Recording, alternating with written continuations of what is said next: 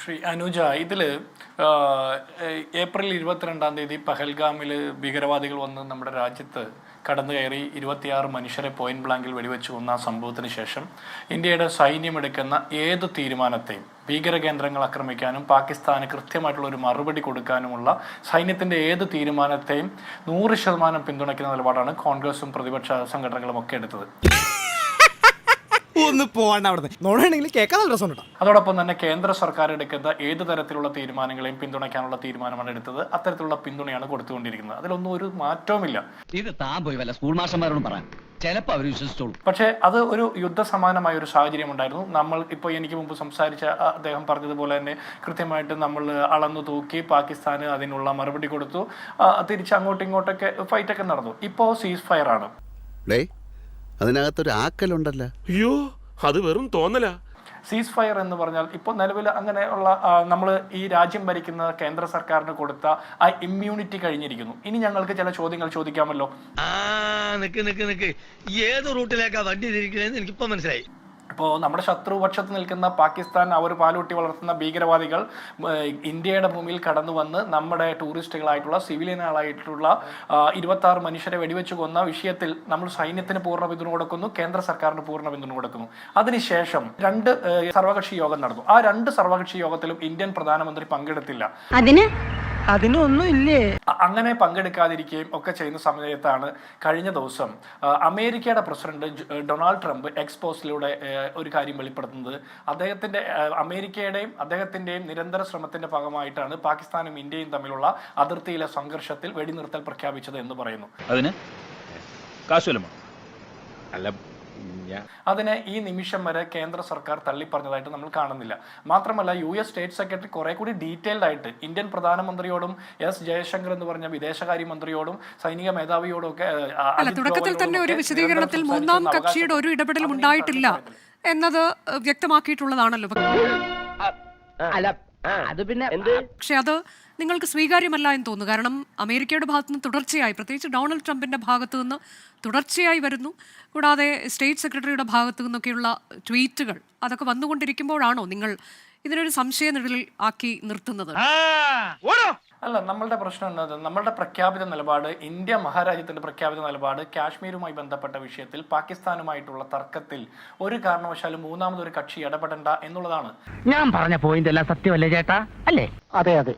നമ്മുടെ എക്കാലത്തെയും പ്രഖ്യാപിത നിലപാട്, പതിറ്റാണ്ടുകളായിട്ട് നമ്മൾ തുടർന്നു വരുന്ന രാഷ്ട്രീയ തീരുമാനം. ആ തീരുമാനത്തിൽ എപ്പോഴാണ് മാറ്റം വരുന്നത്? ഇന്ത്യയുടെ പരമാധികാരത്തിൽ ഇടപെടാൻ അമേരിക്കൻ പ്രസിഡന്റിന് എന്താ അധികാരം? ഇന്ത്യയുടെ പ്രസിഡന്റ് ദ്രൗപദി മുർമു അല്ലേ? അമേരിക്കൻ പ്രസിഡന്റ് ഡൊണാൾഡ് ട്രംപ് ഇന്ത്യയുടെയും കൂടി പ്രസിഡന്റ് ആയിട്ട് ചുമതലയേറ്റിട്ടില്ലല്ലോ. ഒരുമാതിരി ചൊറിഞ്ഞു വരുന്നുണ്ട് നിന്റെ വർത്താനം കേട്ടിട്ട്. അപ്പോൾ നമ്മൾ പറയുന്നത്, ഇപ്പോൾ ഇവർ പറയുന്നത് എന്താ? അങ്ങനെ ഒരു ഇടപെടലും അമേരിക്കൻ പ്രസിഡന്റ് നടത്തിയിട്ടില്ലെങ്കിൽ മൈ ഫ്രണ്ട് ട്രംപ് എന്ന് നിരന്തരം പറയുന്ന നരേന്ദ്രമോദി പറയണമായിരുന്നു. അങ്ങനെ പറഞ്ഞില്ല. കേന്ദ്ര സർക്കാർ ുമായി ബന്ധപ്പെട്ട ആരെങ്കിലും പറയണമായിരുന്നു US സ്റ്റേറ്റ് സെക്രട്ടറിയുടെ നിരന്തര ഇടപെടലുകൾ ഉണ്ടായിട്ടില്ല എന്ന് പറയണം. അല്ലെങ്കിൽ ആരാണ് ഇടപെടിച്ചത്, ആരൊക്കെയാണ് സംസാരിച്ചത്, അത് പറയണ്ടേ? മൂന്നാമതൊരു കക്ഷിയെ ഇടപെടുത്താൻ നമ്മൾ തീരുമാനിച്ചോ? അങ്ങനെ തീരുമാനിച്ചിട്ടുണ്ടെങ്കിൽ അതൊരു വലിയ പോരായ്കയാണ്. കാരണം 26 മനുഷ്യരെ നമ്മുടെ ഭൂമിയിൽ കടന്നു വന്ന് അവരെ വെടിവെച്ച് കൊന്ന പാകിസ്ഥാന്റെ തീവ്രവാദ കേന്ദ്രങ്ങൾ ആക്രമിക്കുമ്പോൾ അതിനോടൊപ്പം തന്നെ അന്ന് ആ കൊലപാതകത്തിന് നേതൃത്വം കൊടുത്ത, ഭീകരവാദ പ്രവർത്തനത്തിന് നേതൃത്വം കൊടുത്ത ഭീകരവാദികളെ നമുക്ക് പിടിക്കാൻ കഴിഞ്ഞോ? ഇല്ല. അവരാരൊക്കെയാണ് എന്ന് നമുക്ക് അവരെ പിടിച്ചുകൊണ്ടുവന്ന് ലോകത്തിന് മുമ്പിൽ വെളിവാക്കാൻ പറ്റിയോ? അത് സാധിച്ചിട്ടില്ല. അനിയാ, ഞാൻ പുകഴ്ത്തി പറയാന്ന് തെറ്റിദ്ധരിക്കരുത്. ഇതുവരെയുള്ള അനുഭവം വെച്ചിട്ട് പറയുക. ഈ വക കൂതറ കളി കളിക്കാൻ നിനക്കല്ലാതെ മറ്റാർക്കും സാധിക്കില്ല.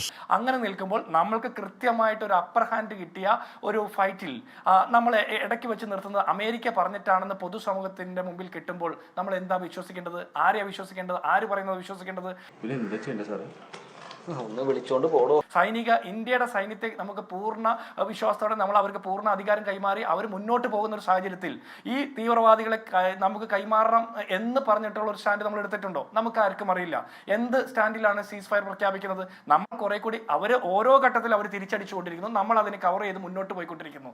നമ്മുടെ സാങ്കേതിക ശക്തി, നമ്മുടെ സൈനിക ശക്തി, നമ്മുടെ സാമ്പത്തിക വളർച്ച, ഇതൊന്നും പാകിസ്ഥാനെ പ്രൂവ് ചെയ്യേണ്ട ഒരു രാഷ്ട്രീയ സാഹചര്യം നിലവിലില്ല. ഞാൻ ഇത്ര നേരം പൊട്ടന്റെ മുമ്പിൽ ശങ്കൂന്നിരുന്ന ലോകത്താകമാനമുള്ള മുഴുവൻ രാജ്യങ്ങൾക്ക് അറിയാം പാകിസ്ഥാനേക്കാൾ ഈ പറഞ്ഞ മുഴുവൻ മേഖലകളിലും ഇന്ത്യ ഒരുപാട് മുന്നിലാണെന്ന്. അപ്പൊ അത് പ്രൂവ് ചെയ്യലല്ലോ നമ്മുടെ ഇവിടുത്തെ ഓപ്പറേഷൻ സിന്ദൂറിന്റെ ലക്ഷ്യം. നമ്മുടെ ഓപ്പറേഷൻ സിന്ദൂറിന്റെ ലക്ഷ്യം എന്താ? ഈ പഹൽഗാമിലെ പാവപ്പെട്ട മനുഷ്യരെ കൊന്നു കളഞ്ഞ ഭീകരവാദികളെ നമുക്ക് പിടിക്കണം, അല്ലെങ്കിൽ അവർക്ക് അതിന് കൃത്യമായിട്ട് മറുപടി കൊടുക്കണം. അത് നമ്മൾ സാധൂകരിച്ചോ? ഇയാൾക്ക് തലയ്ക്കെന്താ തകരാറാണ് മേഡം? അതിന് നേതൃത്വം നൽകിയ ഭീകര സംഘടനകൾ എവിടെയോ അവിടെ കയറിയാണല്ലോ അടിച്ചത്. ഏറ്റവും വലിയ കൊടും ഭീകരരെ അതിൽ തന്നെ നമുക്കറിയാലോ, കാന്തഹാർ വിമാനറാഞ്ചലിലെ പ്രതി ആരാണ്, അത് ആസൂത്രണം ചെയ്തത് ആരാണ്? അപ്പോൾ അങ്ങനെ ആ കുടുംബത്തിൽ തന്നെയുള്ള എത്ര പേരെയാണ് വകവരുത്തിയത്? ഈ യുദ്ധസമാനമായ സാഹചര്യത്തിൽ ചോദ്യങ്ങൾ ചോദിക്കാൻ പാടില്ല എന്നുള്ളത് ആ ഇമ്മ്യൂണിറ്റി കഴിഞ്ഞു. ഇനി ഞങ്ങൾ ചോദിക്കും, അമേരിക്കൻ പ്രസിഡന്റും US സ്റ്റേറ്റ് സെക്രട്ടറിയും എങ്ങനെ ഇടപെട്ടു, അത് അങ്ങനെ ഇടപെട്ടിട്ടുണ്ടോ? ഇല്ലെങ്കിൽ ഇല്ല എന്ന് കേന്ദ്ര സർക്കാരിന്റെ പ്രതിനിധികൾ പറയണം, അല്ലാതെ സൈനിക നേതൃത്വമല്ല പറയേണ്ടത്. കഷ്ടം നിക്കട്ടാ, ഇപ്പൊ തന്നെ പൊളിക്കട്ടാ. സാധാരണ കോൺഗ്രസ്സുകാർ ഇങ്ങനെയുള്ള ആക്രമണം നടക്കുമ്പോൾ അതിൻ്റെ തെളിവ് ചോദിക്കാറുണ്ട്. കാരണം ഈ പാർട്ടിയെ നയിക്കുന്ന ആളുകൾക്ക് വെളിവില്ലാത്തതുകൊണ്ടാണ് ഈ സൈനിക ആക്രമണത്തിൻ്റെ തെളിവ് ചോദിക്കുന്നത്. ഇത്തവണ എന്താണെന്ന് വെച്ചാൽ ആക്രമണം നടത്ത വാർത്ത പുറത്തു വിട്ടപ്പോൾ തന്നെ അതിൻ്റെ തെളിവും പുറത്തു. ഇന്ത്യൻ വിമാനങ്ങൾ അവിടെ പോകുന്നു, ബോംബിടുന്നത്, ചില പ്രത്യേക പ്രദേശങ്ങളൊക്കെ കത്തുന്നത് നമ്മൾ കണ്ടു. മാത്രമല്ല പാകിസ്ഥാൻ അത് സ്ഥിരീകരിക്കുകയും ചെയ്തല്ലോ. അതുകൊണ്ട് കോൺഗ്രസ്സുകാരെല്ലാവരും വളരെ പെട്ടെന്ന് ദേശാഭിമാനികളായിട്ട് മാറുകയും ഇന്ത്യൻ സൈന്യത്തിനും സർക്കാരിനും പിന്തുണ പ്രഖ്യാപിച്ചു.